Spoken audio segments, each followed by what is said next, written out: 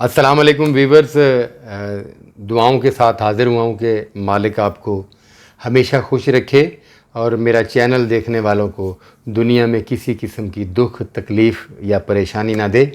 آپ لوگ میرا پروگرام دیکھتے ہیں، بڑے لوگ، میں آپ کا بڑا مشکور ہوں، اور میرا پروگرام دیکھنے والے بھی بڑے لوگ ہی ہیں، کوئی عام لوگ نہیں، کیونکہ میں ذکر ان لوگوں کا کر رہا ہوں، کہانی ان لوگوں کی سنا رہا ہوں جن کے بارے میں انس رکھنے والے، محبت رکھنے والے اور ان کے بارے میں جاننے والے کو عام لوگ نہیں ہو سکتے۔ اس لیے میں آپ کو بھی عام لوگوں میں نہیں، بڑے لوگوں میں گردانتا ہوں۔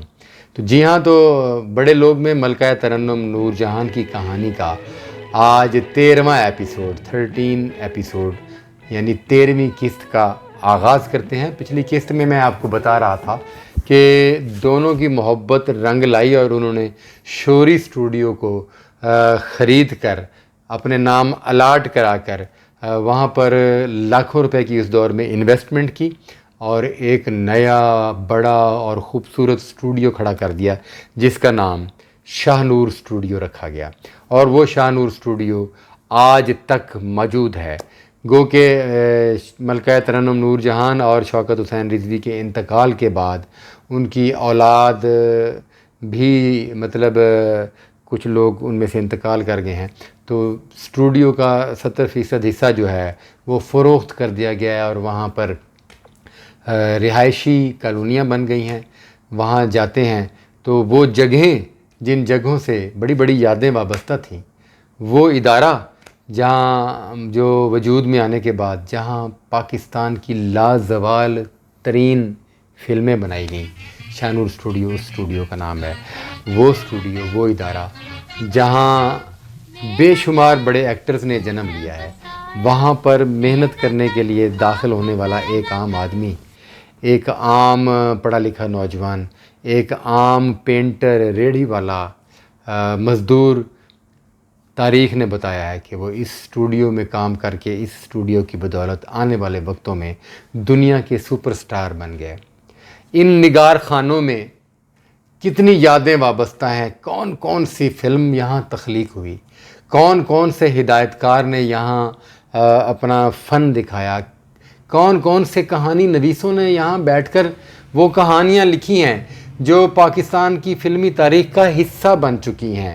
اس کے علاوہ وہ واقعات جو فلم انڈسٹری سے وابستہ ہیں اس اسٹوڈیو کے حوالے سے، کہ کس کو کس ہیروئن کے ساتھ عشق ہو گیا، اور اسی اسٹوڈیو سے کون سے جوڑے ایک دوسرے کو اپنا کر زندگی بھر کے لیے ایک ہو گئے، کون سے ہدایت کار نے یہاں ایسی فلمیں بنا دیں جنہیں آج تک عزت اور قدر کی نگاہ سے دیکھا جاتا ہے۔ تو بڑی ایک ماورائی سی کہانیاں ہیں اس اسٹوڈیو کے حوالے سے، ایک دلچسپ داستان ہے، کیا کیا ہوتا رہا، تو اس کہانی کو لے کر ہم آپ کے ساتھ ساتھ چل رہے ہیں۔ تو شاہ نور اسٹوڈیو کسی بھی عام جگہ کا نام نہیں ہے، خاص اہمیت کا حامل رہا ہے شاہ نور اسٹوڈیو، جس کے مالک نور جہان اور شوکت حسین رضوی بنے تھے۔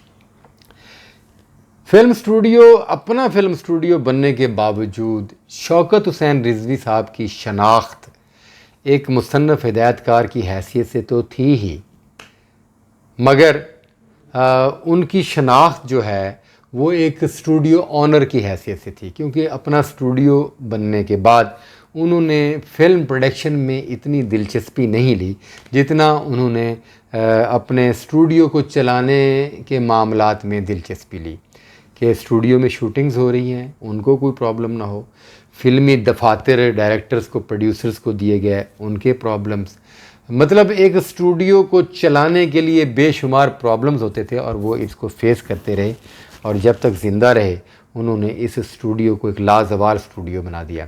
اس کے برعکس ملکہ ترنم نور جہان اس وقت کی ایک کامیاب ترین گلوکارہ اور اداکارہ بن چکی تھیں، تو وہ دن رات فلمی شوٹنگز میں مصروف اور اپنے گانے جو ہیں وہ ریکارڈ کرانے میں مصروف رہتی تھیں. تو اس طرح اس فلمی جوڑے کے درمیان تھوڑا سا گیپ آتا گیا. فلمی مصروفیات کی وجہ سے نور جہان اور شوکت حسین رضوی میاں بیوی ہونے کے باوجود، ایک چھت کے نیچے رہنے کے باوجود ایک دوسرے سے دور تھے. ان کے پاس وقت ہی نہیں تھا کہ وہ اکٹھے بیٹھتے، ایک دوسرے کو وقت دیتے.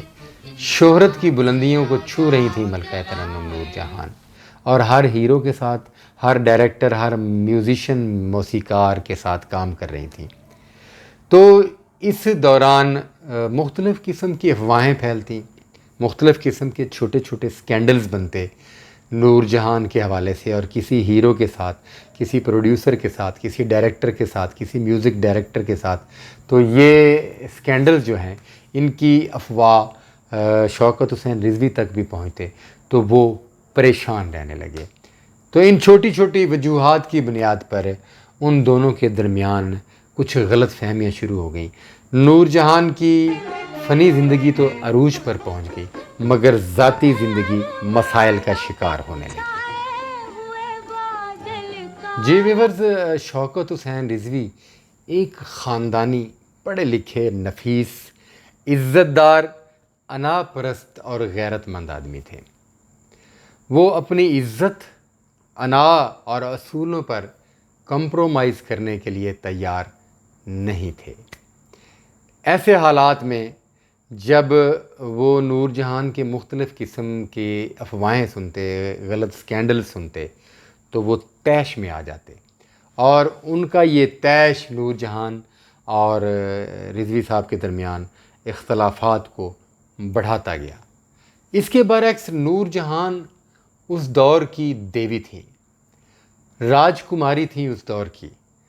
ہر طرف کامیابی ہی کامیابی تھی، شہرت ہی شہرت تھی. لوگ پیسوں کی بوریاں اٹھائے ان کے آگے پیچھے تھے.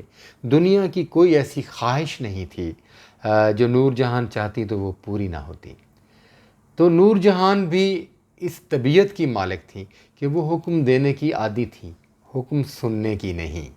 وہ کسی کی تو تقار سننے کی طبیعت نہیں رکھتی تھی. وہ نہ تو خود تو تکار کرتی تھی اور نہ ہی تو تکار کرنے کی ان کی سننے کی طبیعت تھی. وہ اس وقت ایک ایسے مسند پر براجمان تھی جہاں پر وہ صرف سناتی تھیں اور لوگ ان کی سنتے تھے. وہ کسی کی سننا نہیں چاہتی تھی اور نہ ہی سننا برداشت کرتی تھی. اس طرح شوکت حسین رضوی کا غصہ، طیش ان کے لیے تکلیف دہ تھا، اور وہ خود اس عمل سے بہت پریشان تھیں، اور ان کی ذاتی زندگی میں زہر گھل چکا تھا. کچھ تلخ حقیقتیں جن کو وہ برداشت نہ کر پائیں، اور اس دوران وہ باقاعدہ بہک سی گئیں. ان کی زندگی کی سب سے بڑی کوالٹی یہ تھی کہ وہ دنیا کا کوئی بھی کام کرتی تھی تو وہ ڈنکے کے چوٹ پر کرتی تھی. وہ کام پازیٹیو ہو یا نیگیٹو، نور جہان نہیں گھبراتی تھیں اور نہ ہی چھپا کر کرتی تھیں. وہ ڈنکے کی چوٹ پر سب کو بتاتی تھیں کہ ہاں میں نے یہ کام کیا ہے. وہ اگر کسی کو پسند کرتیں، کسی کو چاہتیں تو اس کو اپنے قریب کر لیتیں، اور نتیجے کی پرواہ بالکل نہیں کیا کرتی تھیں. اور شاید یہی وجہ ہے کہ ایک خوبصورت جوڑا جس کی کہانی ہندوستان کے شہر بمبئی سے شروع ہوئی تھی، اور پارٹیشن کے بعد کراچی سے ہوتے ہوئے لاہور، اور پھر اس حد تک محبتیں اور پیار کہ ایک اسٹوڈیو کے مالک ہو گئے. خدا نے اولاد سے بھی نوازا، مگر اس کے باوجود ان چھوٹی چھوٹی باتوں کی بنیاد پر یہ جوڑا مزید نہ چل سکا. آگے جا کر شوکت حسین رضوی اور نور جہان کے درمیان کیا اختلافات ہوتے ہیں، کون کون سے معاملات پر ایک دوسرے سے الجھتے ہیں، اور اس کا نتیجہ کیا نکلتا ہے. آپ میرا پروگرام دیکھتے رہیں اور انتظار کیجئے نیکسٹ ایپیسوڈ کا. اجازت دیجیے، اپنا بہت سارا خیال رکھیے گا. اللہ حافظ.